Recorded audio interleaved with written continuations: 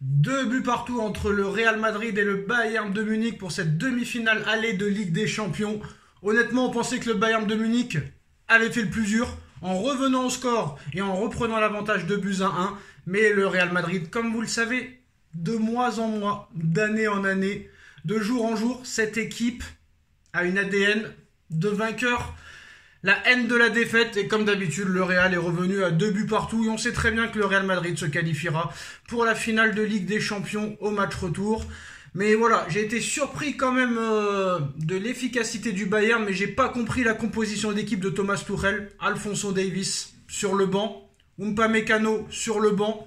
Franchement, j'ai pas vraiment compris la compo d'équipe de Thomas Tuchel. En tout cas, voilà, avant le match, on parlait avec certaines personnes.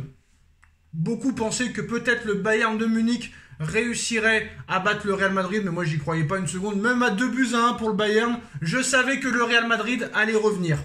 Prestation XXXL de Vinicius Junior, parce qu'on parle de Bellingham, on parle de Mbappé pour le Ballon d'Or, mais Vinicius Junior est un candidat de plus en plus sérieux au Ballon d'Or 2024. En tout cas, Bellingham, lui, a été transparent aujourd'hui.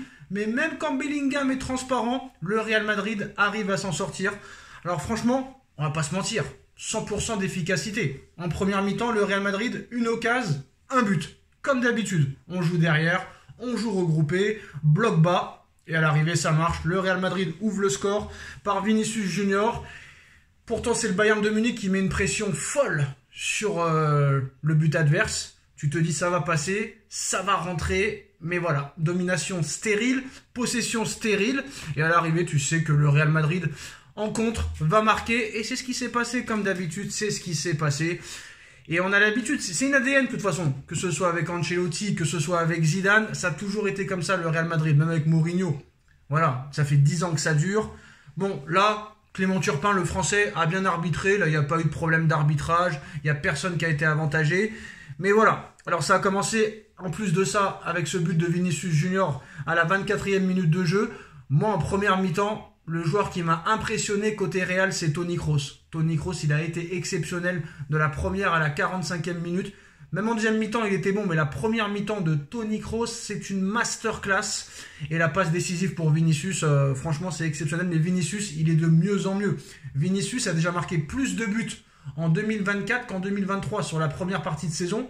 Il avait marqué moins de buts que sur la deuxième partie. Donc Vinicius, il est impressionnant de régularité en ce moment. C'est ça qu'on lui reprochait, de ne pas être tueur devant le but, un peu comme Ousmane Dembélé, mais que ce soit Ousmane Dembélé ou Vinicius, on les a longuement critiqués. Et là, ces dernières semaines, de plus en plus efficaces devant le but, de plus en plus tueurs. Et là, c'est une bonne nouvelle pour le Real Madrid. Et moi, je suis impatient de voir où Mbappé va jouer. Mbappé n'aura pas d'autre choix que de jouer numéro 9. En tout cas, pour le moment, Mbappé joue toujours au Paris Saint-Germain.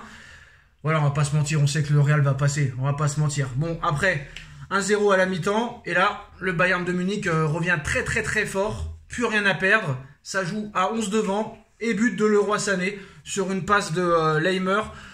Franchement, Leroy Sané a été très bon aussi, mais bon, manque d'efficacité devant le but en première mi-temps. Mais voilà, Leroy Sané qui marque. Et penalty d'Harry Kane, 4 minutes plus tard, le Bayern de Munich prend l'avantage, 2 buts à 1. On se dit, ça y est, c'est bon. La chance va s'écrouler pour le Real Madrid et peut-être que le Bayern va en mettre un 3e, un 4e.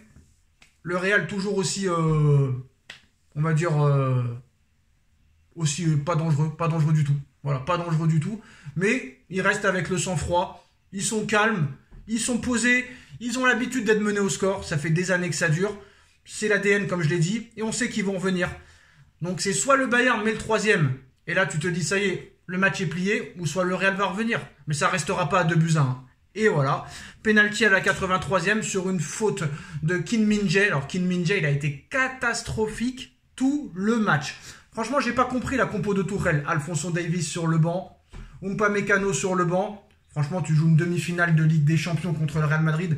Tu peux pas te permettre de jouer avec Eric Dier en défense centrale, avec Kim Min-jae, qui n'est pas bon depuis plusieurs mois. Voilà, Kim Min-jae, cette saison, il fait vraiment une mauvaise saison. Voilà, donc c'était un petit peu une défense centrale inédite. Et Kim Min-jae, il a été catastrophique, mais Rodrigo, moi je l'ai trouvé impressionnant aussi sur le côté droit, il arrivait à faire des différences, il réussissait tous ses dribbles. Toni Kroos a été impressionnant aussi. Donc voilà, c'est le Real Madrid et on sait très bien que le Real a 90% de chances de gagner la Ligue des Champions. Ils en ont déjà gagné 14 et je pense qu'ils vont gagner la 15e. Voilà. Après, déjà, on espère que Paris se qualifiera pour la finale. Mais si jamais Paris se qualifie contre Dortmund et retrouve le Real Madrid en finale, ça va être très très très compliqué de battre le Real Madrid parce que déjà quand Carlo Ancelotti il a vu les 3 équipes en demi, quand il a vu Bayern, PSG, Dortmund, il s'est dit je suis tranquille. Les 3 équipes elles jouent avec la possession de balle, les 3 équipes elles ont le ballon, elles attaquent. Nous on n'aime pas avoir le ballon, nous on aime défendre comme des chiens. Le Real Madrid et l'Atlético Madrid c'est la même chose, hein. C'est le même combat, hein. Les deux Madrid franchement ça se ressemble, hein. Le Real Madrid est beaucoup plus efficace que l'Atlético, mais à l'arrivée, le jeu du Real Madrid ressemble beaucoup à celui de l'Atlético. Mais moi, ce que j'aimerais, c'est entendre les causeries d'avant-match ou pendant les mi-temps de Carlo Ancelotti. C'est quand même assez impressionnant. Ça passe toujours. Ça passe toujours. Toujours, ils y arrivent à revenir. Peu importe la situation, peu importe le stade, peu importe l'équipe, qu'ils soient menés 1-0, 2-1, 3-1, ils arrivent toujours à revenir. Donc je pense que cette équipe, ils peuvent rien leur arriver. Voilà, on va pas se mentir, ils peuvent rien leur arriver. Alors déjà, bon, Paris, il faut passer Dortmund, mais si Paris arrive à se qualifier et à battre le Real en finale, bah, ce sera vraiment une Ligue des Champions incroyable pour Paris, parce que pour moi, cette équipe du Real Madrid est grandissime favori, et vous avouerez que je le dis depuis le début de saison, hein, que c'est le grand favori pour une 15e Ligue des Champions. Mais je pense qu'il n'y a rien qui peut arriver à cette équipe. Elle a des individualités excusez-moi, complètement incroyables. Moi, j'ai trouvé impressionnant Vinicius. Je pense qu'on ne parle pas assez de Vinicius. Quand tu vois ceux qui font les classements des ballons d'or ces dernières semaines, ils ne mettent même pas Vinicius dans le top 5. Moi, pour l'instant, Vinicius, c'est top 3. C'est top 3 et il est en train de rattraper Bellingham et Mbappé. Parce que c'est impressionnant. Et si Vinicius gagne la Liga, ce qui est presque fait, s'il gagne la Ligue des Champions et qu'il gagne la Copa América avec le Brésil, ce sera un très très gros candidat. Donc il faudra voir déjà qui va gagner la Champions League, qui va gagner la Copa, qui va gagner l'Euro. Donc pour l'instant le Ballon d'Or n'est pas joué. Harry Kane a encore sa chance. Si par miracle le Bayern arrive à se qualifier au Bernabeu, ça s'est déjà vu par exemple en 2012. Hein, le Bayern s'était qualifié en 2012 en finale avant de perdre contre Chelsea. Mais voilà. Je pense qu'à 2-1, le Bayern de Munich aurait dû tuer le match à 3-1. Après, Neuer, il fait un gros arrêt avant le but de Vinicius sur penalty. Mais voilà, cette équipe du Real Madrid, ils peuvent rien leur arriver. On n'est pas surpris. Même quand les joueurs providentiels sont transparents, ils arrivent quand même à s'en sortir. Ils ont tellement d'individualités qui peuvent faire la différence. Bah, c'est exceptionnel. Voilà, c'est exceptionnel. Et ça va être très très compliqué de les battre pendant cette Ligue des Champions. Moi, je vois pas qui c'est qui peut les battre. Peut-être que Paris sera cette équipe. Il faut passer Dortmund d'abord. Le Real te pousse à t'incliner en fait. Le Real te pousse à t'incliner. Le Real, c'est le dieu du football. Tu peux rien faire contre Dieu. Bah, là, c'est la même chose. Voilà. Tu cherches pas à comprendre. Et tu dis, bah, quoi qu'il arrive, même s'ils sont menés, tu sais qu'ils vont venir. Tu sais qu'ils vont se qualifier. Donc, voilà. Après, pour moi, le football ne gagne pas, hein. Tu vois les matchs du Real, City joue mieux, le Bayern joue mieux. Mais défendre aussi fait partie du football, donc on ne peut rien y faire. Donc les médias pourront dire du matin au soir, le Real Madrid c'est pas beau à jouer, c'est moche, on s'ennuie. Mais à l'arrivée, s'ils sont pas contents, ils ont qu'à changer les règles du football. En tout cas, pour l'instant, défendre, c'est pas interdit. En tout cas, ce serait incroyable de retrouver soit Ancelotti, soit Tuchel en finale de Ligue des Champions. Mais voilà, quoi qu'il arrive. Ancelotti, il est très content. Il sait que toutes les équipes qu'il va affronter auront le ballon. Lui, il n'a pas à avoir le ballon. Lui, il joue en contre-attaque. Quand il joue au PSG, il joue en contre-attaque. À Chelsea, il joue en contre-attaque. Au Milan AC, il joue en contre-attaque. À Everton, il joue en contre-attaque. Au Bayern, il joue en contre-attaque. Donc ça ne changera pas. On ne change pas une équipe qui gagne. Donc voilà, en plus, le Real Madrid n'a remporté... Ce qui est incroyable, hein, c'est que le Real Madrid n'a remporté aucun de ses 4 derniers matchs en Ligue des Champions à l'extérieur. Match nul à Leipzig... Match nul à City, match nul contre le Bayern. Non, attends, si je réfléchis bien, le Real n'a remporté aucun de ses 4 derniers matchs. Si on réfléchit bien, match nul ce soir, 2 matchs nuls contre City, match nul contre Leipzig.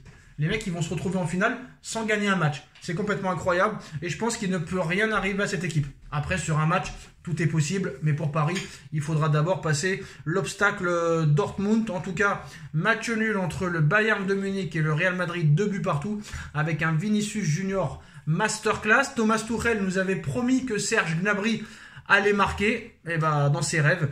Quoi qu'il en soit, doublé de Vinicius, 2 buts partout, ça reste jouable quand même pour le Bayern, hein.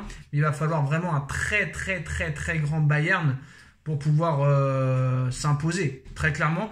Mais moi, je pense que l'erreur de Tuchel, c'est d'avoir mis Alphonso Davies sur le banc. Alphonso Davies, il te fait des différences sur le côté. Moi, Mazraoui, je ne l'ai pas trouvé exceptionnel et ça ne vaut pas un Alphonso Davies. Quoi qu'il en soit, pour moi, Tuchel est fautif.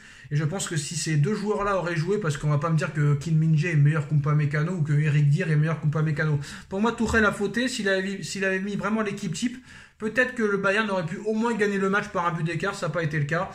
Pour moi, le Real Madrid est en ballottage favorable, mais comme vous le savez, il n'y a plus de buts à l'extérieur qui comptent. Donc, le match retour sera remis à 0. Pour l'instant, en prolongation, quand ça commencera le match. On verra ce qui se passera. Rendez-vous dans une semaine pour ce match retour. Dites-nous en commentaire qui vous voyez passer, le Real Madrid ou le Bayern de Munich. On like, on partage, on commente, on s'abonne. Et on se retrouve dans quelques minutes pour le débrief de Nono sur la chaîne Les Vidéos de Nono et Sacha. Tchuss.